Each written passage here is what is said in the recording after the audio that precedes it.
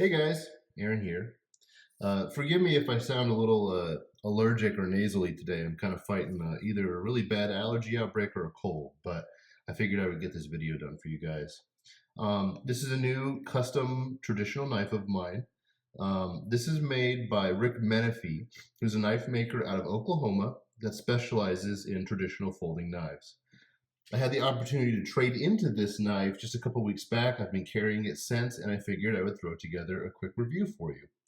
This particular knife is one of a group buy, a knife from a group buy that was put on by VCM Custom Knives.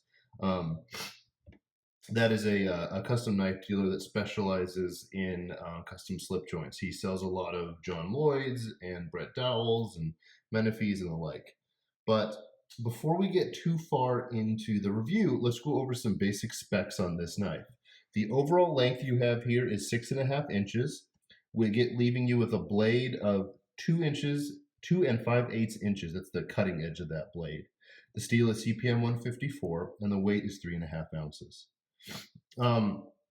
So, talking about the blade a little bit, this is a Zulu spear. So, as with the Pena Zulu spear that I reviewed a couple weeks ago, this blade is perfect for piercing cuts as well as general slicing tasks.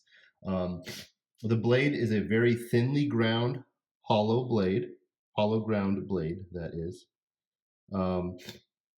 which terminates, as you can see, into a really finely polished edge that came from Rick that way.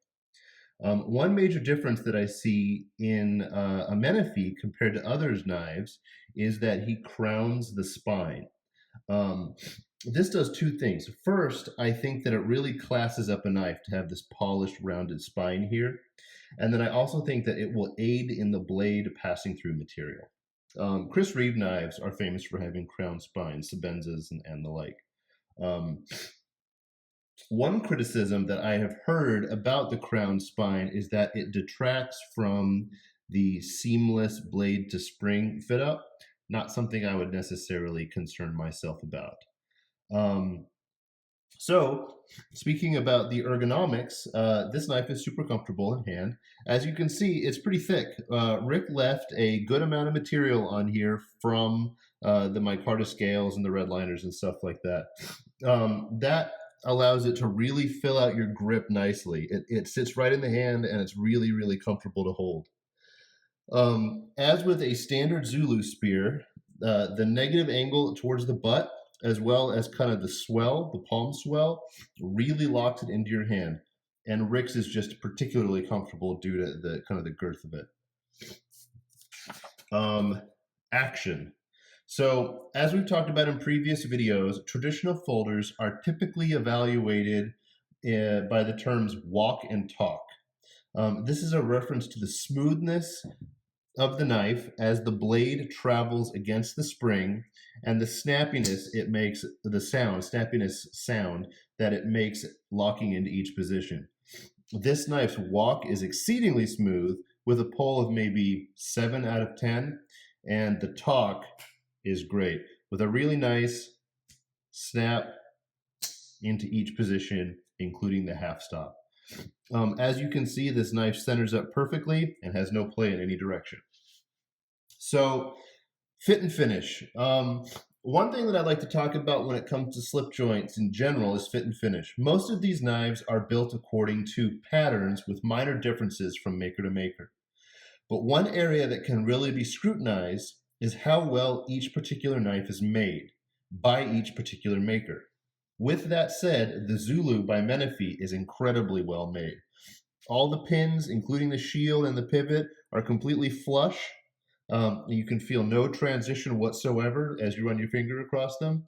The spring and the liners are flush here, and it remains so in the open and closed positions. The one minor quibble I have is that in the half stop position, you can see there's a little bit of an edge there. It doesn't sit quite flush.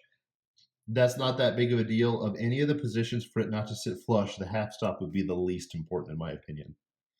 So, just to kind of wrap this up, get a Menefee. I believe that Rick is still taking orders. Just shoot him a PM over on Blade Forums and get on his list. He's a very accessible guy that makes a great knife at an excellent price point. Traditional knives, kind of as a whole, are really interesting in that their prices are typically a lot lower than modern locking folders, but arguably the craftsmanship required is the same, if not higher, than the modern folders. So, as a knife collector, if you want the opportunity to get some truly great knives at prices that aren't edging closer to the $1,000 range, check out some custom slip joints. Besides, they're really awesome. So, I hope you guys enjoyed this knife. As always, hit the link in my description to go to Blade HQ to shop for any of your gear needs. Every purchase that you make through Blade HQ using my link will help me bring you more videos like this. Thanks a lot, guys. See you later.